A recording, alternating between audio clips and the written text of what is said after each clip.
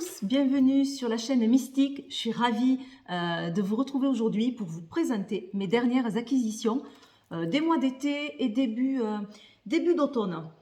Voilà, donc j'en profite pour remercier ceux qui ont participé à mon pot commun, la petite cagnotte, et de remercier aussi des personnes qui m'ont fait de très très beaux cadeaux. Voilà, allez, j'ai pas mal de jeux à vous présenter, beaucoup que vous connaissez déjà, parce que je me suis pris également des standards que je n'avais pas et que j'avais envie d'avoir dans ma collection et d'utiliser. Voilà. Alors, on va commencer par cela. Les jeux standards. Alors là, vraiment, le jeu standard, c'est l'oracle Béline. Et non, je n'avais pas cet oracle. Moi, j'utilise l'oracle G principalement, qui a un peu la même énergie, on va dire. Mais je suis plus oracle G. Et j'avais envie quand même d'avoir l'oracle Béline, donc qui arrive dans un coffret. Mais voilà, je pense que tout le monde connaît.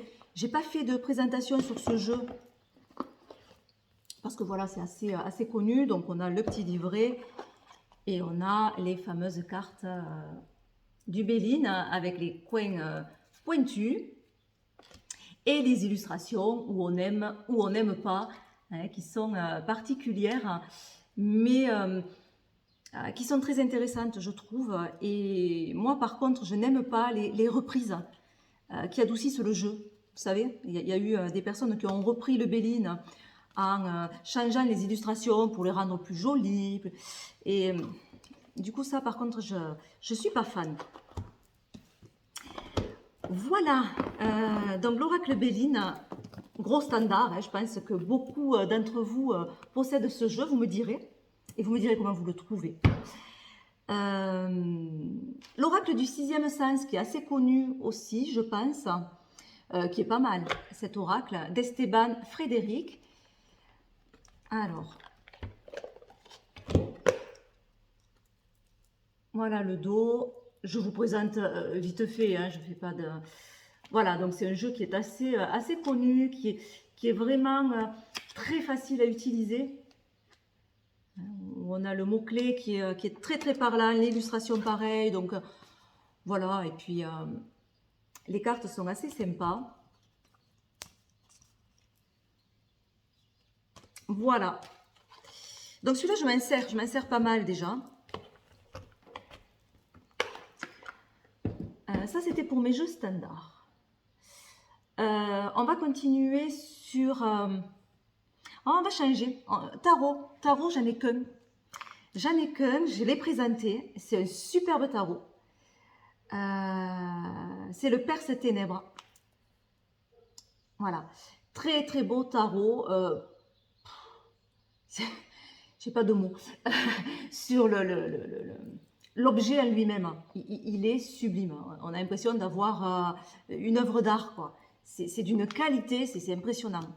La boîte, les cartes, enfin, tout, quoi. Et un jeu aussi très très puissant, mais voilà, je voulais montrer. Alors, malheureusement, j'ai pas eu trop de temps à moi et j'ai pas pu vraiment l'utiliser. Mais je compte bien vraiment le découvrir encore plus. C'est un très très beau jeu. Alors, pareil celui-là, hein, c'est-à-dire que où on aime, ou on n'aime pas. On n'est pas trop indifférent à ce jeu. Hein, voilà, il reste très très particulier. Hein. Mais moi, j'aime beaucoup sa puissance. Voilà pour le Perse Ténèbres. Hein. Donc, il me tarde de vraiment l'utiliser. Je vous dirai quand je l'aurai plus utilisé. Un tarot, c'est tout. Un petit Lenormand. Petit Lenormand, celui-ci, je vous l'ai présenté.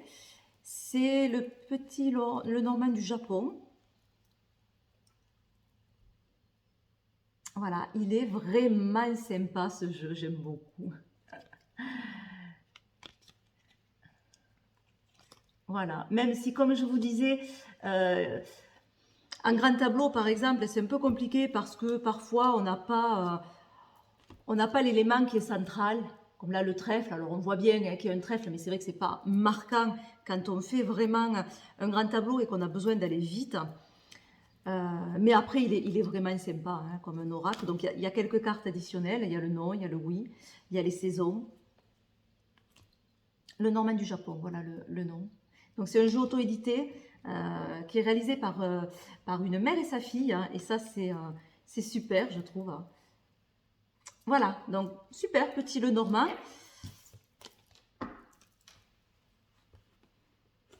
Ensuite, on continue sur un petit le Normand aussi, avec des cartes additionnelles là aussi. C'est le Lunar Nomad Oracle. Voilà, de Shannon Miro.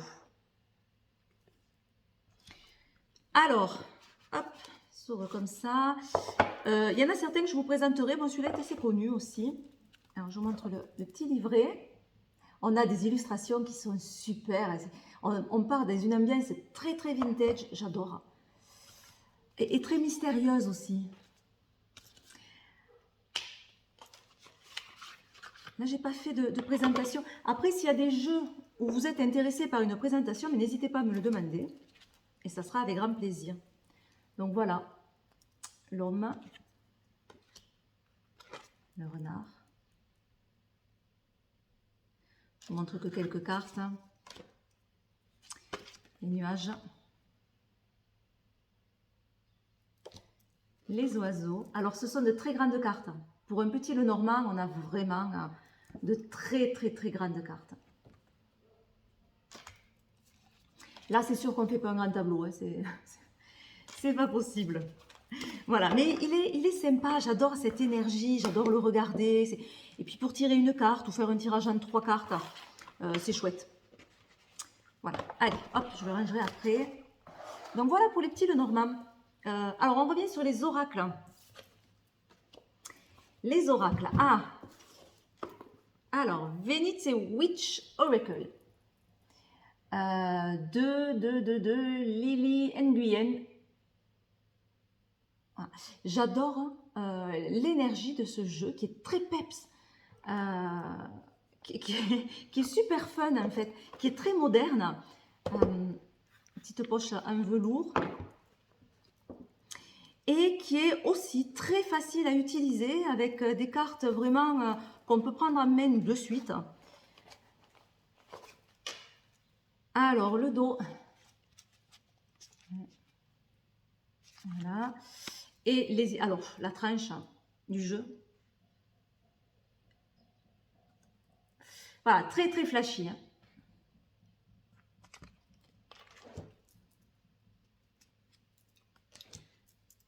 Voilà, alors je vous dis les titres en même temps. Les guides, voilà, c'est très très simple à prendre en main, je trouve. L'intuition, l'abondance, l'évolution avec un papillon, forcément. Hein. L'amour, très intéressante cette carte où on voit plusieurs amours. L'amour fraternel, l'amour amical, l'amour passionnel. Enfin voilà, on a plusieurs... je trouve ça intéressant. Le renouveau, ça aussi est très intéressant. Celle-là, elle enlève son ancienne peau comme un vêtement. Enfin voilà. Donc peut-être je vous le présenterai celui-là. Il est sympa, il est vraiment très fun, il amène une belle énergie, je trouve, et très très moderne. Je sais que ma fille adore ce jeu. Voilà. Alors, ensuite, bon, celui-ci, je vous l'avais présenté, très connu aussi, hein, l'oracle d'or et d'encre d'Émilie de Dieu. Hop. Donc j'adore les jeux d'Émilie de Dieu, ils sont vraiment très très beaux, très bien faits aussi, très faciles d'utilisation. On a quelque chose d'assez sympa. Voilà, la naissance. Le repos, j'adore cette carte. C'est vraiment poétique, ça fait voyager ce jeu, j'aime beaucoup ces couleurs. Voilà, mais je vous l'avais présenté celui-là. Ensuite, qu'est-ce que j'ai eu? Qu'est-ce que j'ai eu? J'ai eu, la réponse est simple. De qui déjà ça? De Sonia Choquette. Très bien fait aussi ce jeu, pareil, qui est assez connu. Et je trouve que quand on est un petit peu perdu, on ne sait plus trop où on en est, on ne sait plus quoi faire, on a envie d'une réponse simple en fait, de savoir ce qu'on doit faire dans l'instant. Et je trouve qu'il est assez sympa parce qu'il va finalement droit au but et il donne pas mal d'indications et je trouve qu'il tape juste chaque fois. Alors, par exemple, on va en tirer une au hasard. Alors, je vous montre le dos. Voilà. Et on va en tirer une au hasard. Donc, on a laissé tomber. Voilà. Mais par exemple, on se pose une question vraiment si on doit continuer, où c'est qu'on en est, etc. Mais voilà, au moins là, la réponse est claire. Et ça fait du bien, des fois, d'avoir des messages comme ça. Donc, je le trouve assez bien fait. Même les illustrations sont sympas. Voilà. Et pour clôturer un tirage, parfois, ben, c'est pas mal. Ensuite, ah oui, celui-ci. Celui-ci est l'oracle du temple des étoiles. Alors, c'est un oracle qui est basé sur la mythologie grecque, qui parle des 7 sœurs des Pléiades. Et j'adore. Donc, ce jeu est divisé en 7 parties, on va dire, hein, qui représentent les 7 sœurs. Alors, je vous montre vite fait, mais peut-être je vous ferai une présentation parce qu'il est assez sympa, ce jeu.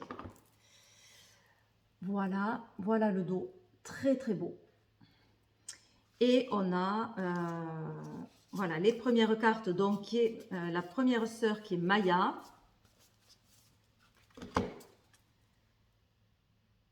Voilà.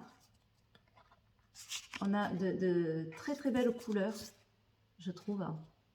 Et on a toujours une pierre qui est associée à une des sœurs.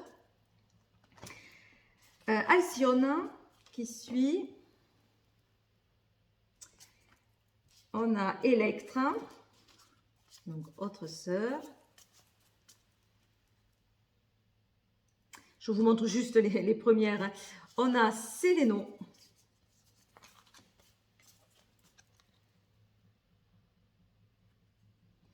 On a Taiguette.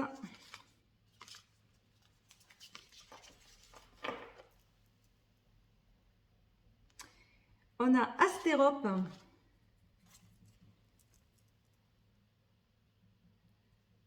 On a Mérope.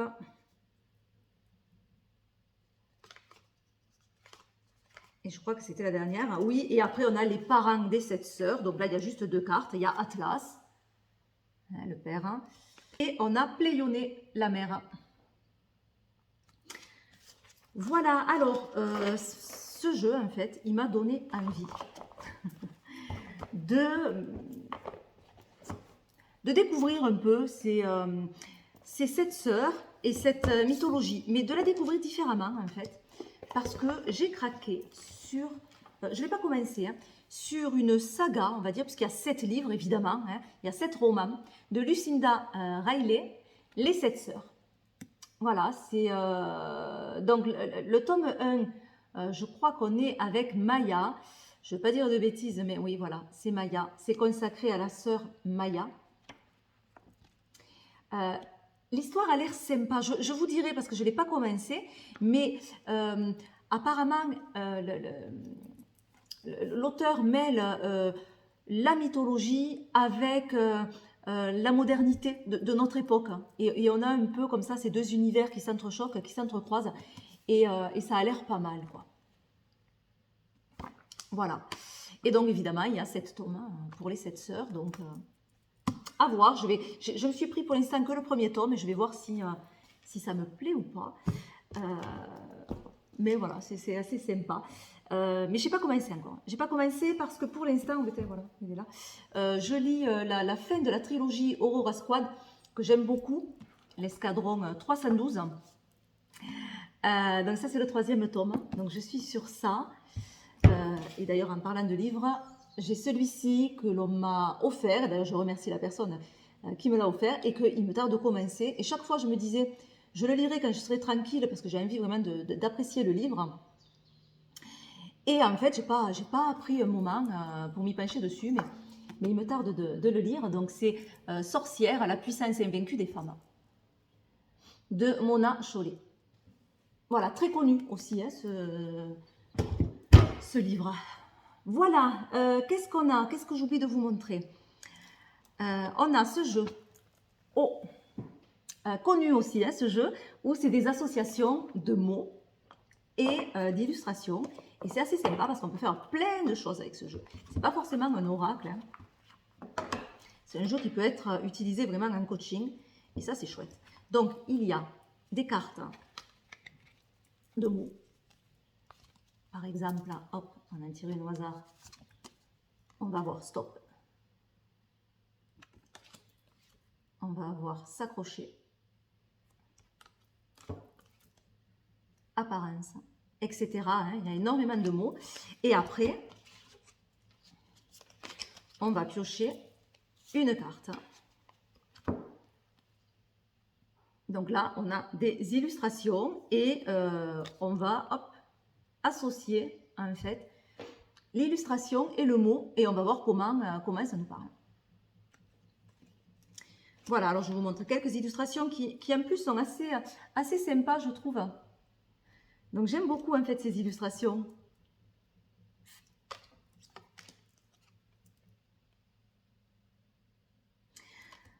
Donc, ben, voyez, hein, on peut vraiment faire pas mal de choses avec ce jeu et finalement se laisser aller notre imagination, notre inspiration sur ces illustrations pour voir le message qu'elles peuvent nous conseiller. Voilà, donc les cartes haut. Bon, c'est un jeu qui est assez connu. Hein. Je suis contente parce que je l'ai trouvé en français et que c'est de plus en plus difficile de le trouver en français, ce jeu.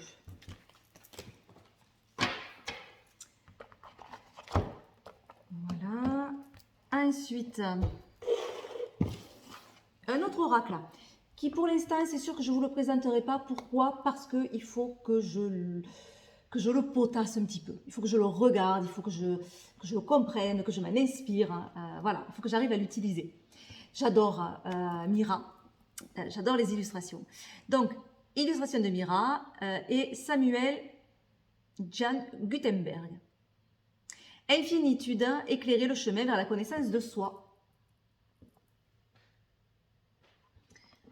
Alors, là, c'est un gros coffret. Hein, avec un bon livre. Et je vous montre quelques cartes. Ah, alors, la tranche du jeu, elle est sublime. C'est magnifique. Hein.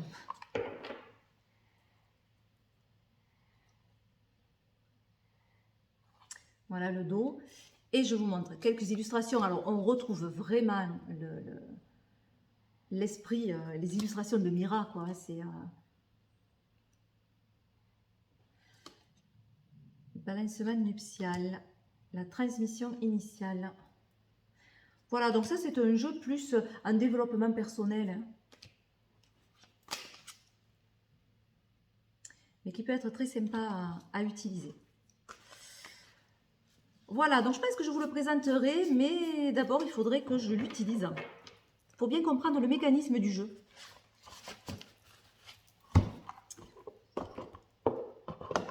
Voilà, qu'est-ce qui me manque à vous montrer? Oui, celui-ci. Oracle oriental. Alors, de Nora Noor, c'est un jeu auto-édité.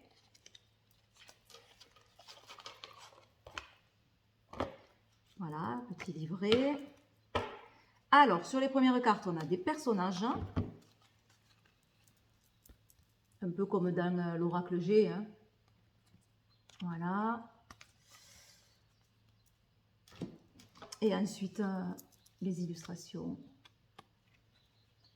Ça, c'est sympa. Hein. Et je vous montre le dos.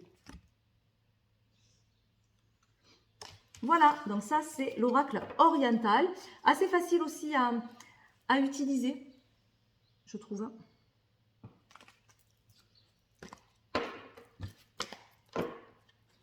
Alors, il me semble que j'ai oublié un jeu à vous montrer. Mais je ne sais pas.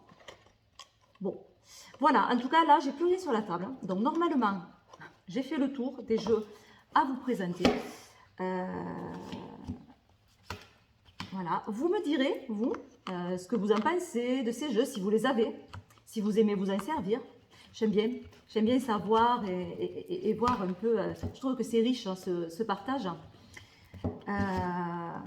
Et puis aussi les jeux que vous avez eus pendant cette période, ça peut aussi me donner quelques idées de découverte. Voilà, sur ce, moi, il ne me reste plus qu'à vous faire de gros bisous et puis à vous dire à bientôt. Bye bye.